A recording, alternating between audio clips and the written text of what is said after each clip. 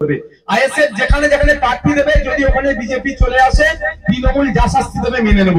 আর চুক্তিতে লিখতে হবে, মমতা ব্যানার্জিকে সই করতে হবে, যেখানে যেখানে তৃণমূল প্রার্থী দেবে ওখানে যদি বিজেপি চলে আসে, তৃণমূলের নেতারা আমাদের এদিকে কিচ্ছু বলতে পারে না। কি বলে, আইএসএফ ভোট দেবে, বিজেপিকে সুবিধা করে দিচ্ছে। এখানে ডুমজুরের মানুষদের বলবো, দাসির মানুষদের বলবো, আমার ভয় ভিডিওটা যারা যারা শুনবেন তাদেরকে বলবো একটা চ্যালেঞ্জ হোক তৃণমূলের সুপ্রিমোর সাথে আর যারা আব্বাস সিদ্দিকী দুজনে সই করে। আপনারা জানেন হাইওয়ে যখন হয়, হাইওয়েটা সেন্ট্রালের হাতে থাকে, সেন্ট্রাল হাইওয়ে, হাইওয়েটা সেন্ট্রাল গভর্নমেন্ট টাকা দেয়, রেলটা কার, সেন্ট্রালের আন্ডারে, ওটা স্টেটের ফাংশন না। তো রেলের যদি নতুন রেলপথ করতে চাই, রেল কি কেন্দ্র সরকার সরাসরি পারে? কি বলে, প্রথমে রাজ্য সরকারকে বলে আমি এখান থেকে রেলপথ করব, আমাকে জমিটা দাও, আমি রেলপথ করব। ইটস মিন যে স্টেট রেজিস্ট্রেশন করছে জমিটা কেন্দ্র সরকার হলেও আপনার কাছ থেকে নিতে পারবে না, এটা রাজ্যের এখতিয়ার। রাজ্য সরকার তখন নোটিফিকেশন করে, কেন্দ্রে যা ক্ষতিপূরণ দেবে সেটা থ্রু রাজ্য সরকার দেয় আপনার হাতে, আপনি তখন দলিলটা করেন, মধ্যখানে রাজ্য সরকার থাকে, তারপরে কেন্দ্র জমিটা পায়। ওই জন্য জমি জটের জন্য পশ্চিমবাংলায় কয়েক হাজার মাইল এখনো রেলপথ আটকে আছে, শুধুমাত্র রাজ্য নোংরামি করার জন্য। রাজ্য নোংরামি করে জমিটা তুলে দিতে পারছে না বলে কেন্দ্র সরকার এখন রেল করতে পারছে না। এটা এই কেন্দ্র সরকারের দীর্ঘদিন ধরে এই সমস্যাটা চলে আসছে। তাই আপনাদের আমার বলার বক্তব্য এটাই, ফুরফুরা চলবে রেলপথের কথা মনে আছে তো?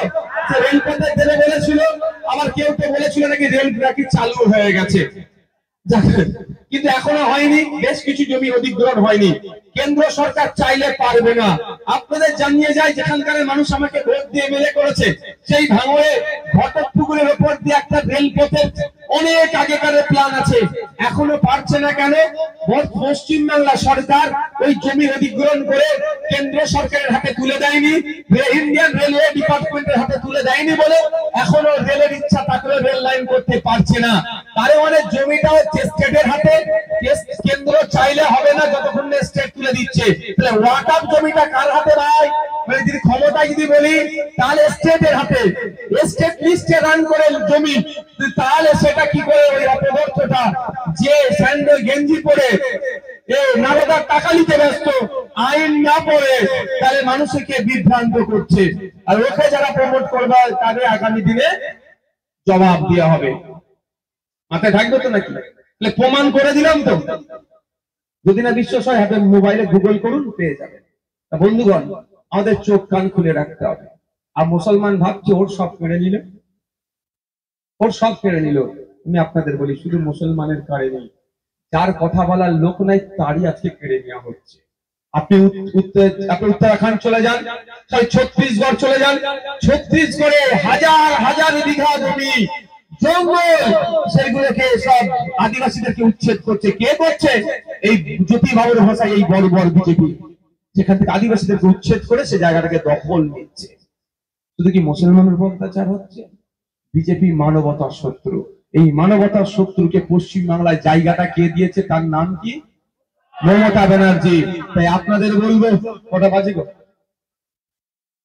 আমি 2-3 মিনিটে শেষ করে দেবো।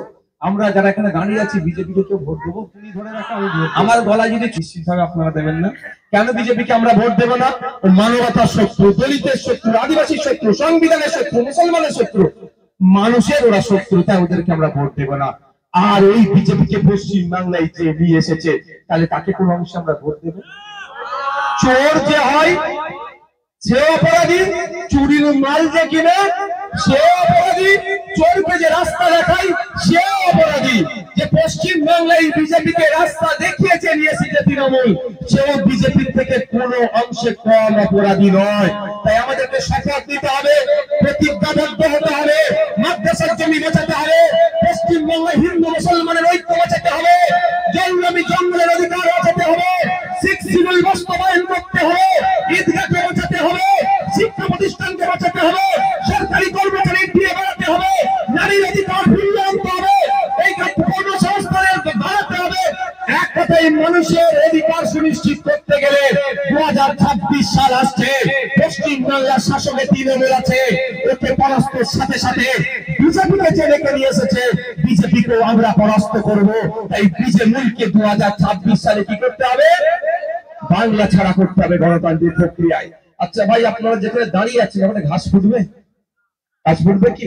যদি এখানে নিয়মিত পানি দেওয়া হয় কি হবে গো? পানি জমার পরে ঘাস হবে, আর ঘাস থাকলে ছাগল গরু আসবে, অত্যাচার শুরু হবে। ছাগল গরুর অত্যাচারের হাত থেকে আপনি বেড়া ঘিরেছেন, তালা লাগিয়েছেন, একটা মালির হাতে দায়িত্ব দিয়েছেন। মালি কাজ হচ্ছে পানি খোলা, পানি দেওয়া, তাই তো নাকি? মালি আপনার এখন বিশ্বাসযোগ্য আর মালি আছে? এটা হাত তুলে বলেন তো, মালিকের ভরসা করা যাবে?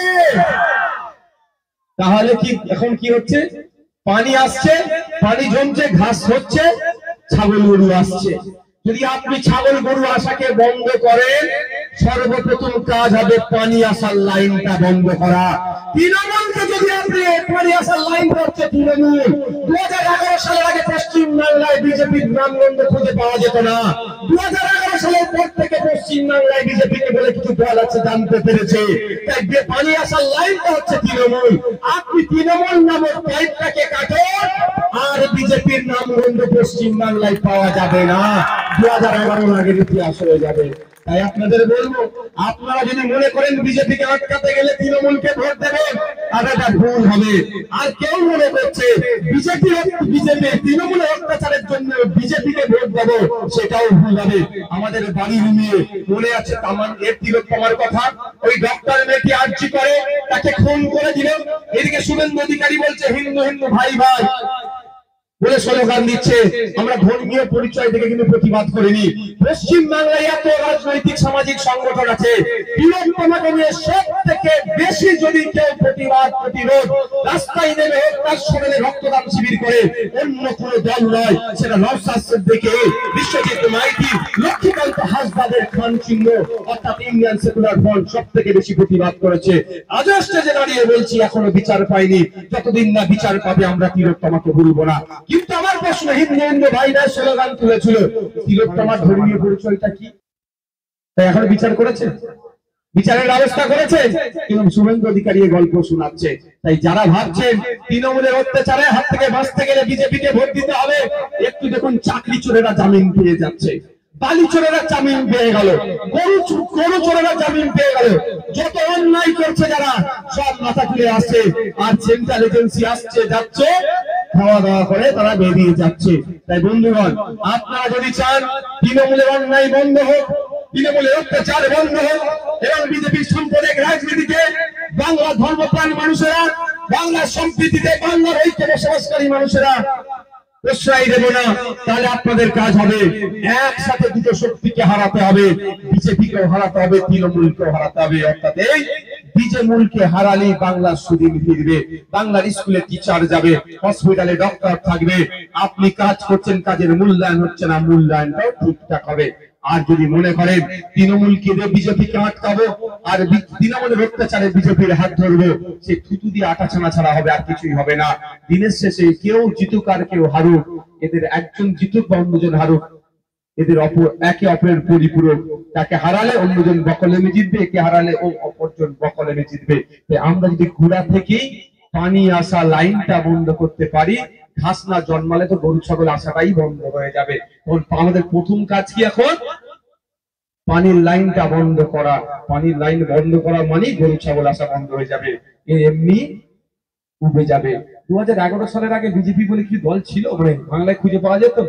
মমতা ব্যানার্জি আসছিল, মমতা ব্যানার্জি একটা চ্যালেঞ্জ করে শেষ করে দেবো, চুক্তিতে লিখতে হবে, মমতা ব্যানার্জিকে সই করতে হবে, যেখানে যেখানে তৃণমূল প্রার্থী দেবে ওখানে যদি বিজেপি চলে আসে, আইএসএফ যা শাস্তি দেবে তাকে মেনে নিতে হবে। বুঝে আসছে কি বলছি? আমরা ভোট কেটে বিজেপির কাছ থেকে টাকা নিয়ে যদি বিজেপিকে আনার ব্যবস্থা করি, তাহলে এগ্রিমেন্টে সই করবো না আমরা? কিন্তু আমরা বলছি দেখতে চাই সত্যিকারের বিজেপি বিরোধী কারা, দুধকে দুধ পানিকে পানি করতে চায়। আসো এগ্রিমেন্টে সই করো মমতা ব্যানার্জি, আর আমাদের জেলা আব্বাস সিদ্দিকী সই করবে। আমরা 77টা 2021 সালে তৃণমূলের এই বিজেপি এমপি জিতেছে, এমএলএ জিতেছে, আমরাও দেখতে যাই বিজেপির ওই 77টা কোথায় কোথায় জিতেছে, কতটা ভোট পেতে বিজেপিকে আসার সুবিধা করেছে। আপনাদের চ্যালেঞ্জ করে যাচ্ছি, তৃণমূলের সুপ্রিমো মমতা ব্যানার্জি এই এগ্রিমেন্টে সই করবে না। ওরা বিজেপিকে আটকানোর জন্য আসেনি, বিজেপিকে ফ্রন্টে নিয়ে এসে লড়াই করার জন্য বিজেপির সাথে তলে তলে হাত মিলিয়ে রেখেছে। আর আমরা বিজেপিকে আটকাবো। বিজেপি বাংলা সম্প্রীতি ঐক্যকে বিনষ্ট করতে চাইছে। বিজেপি বাংলার আমাদের রায় থেকে শুরু করে আমাদের রবি ঠাকুরকে তারা অপমান করছে, বারবার আমাদের জাতীয় সঙ্গীতকে তারা অপমান করছে, বা জাতীয় সঙ্গীতকে বন্ধ দেওয়ার কথা বলছে এই বিজেপির কিছু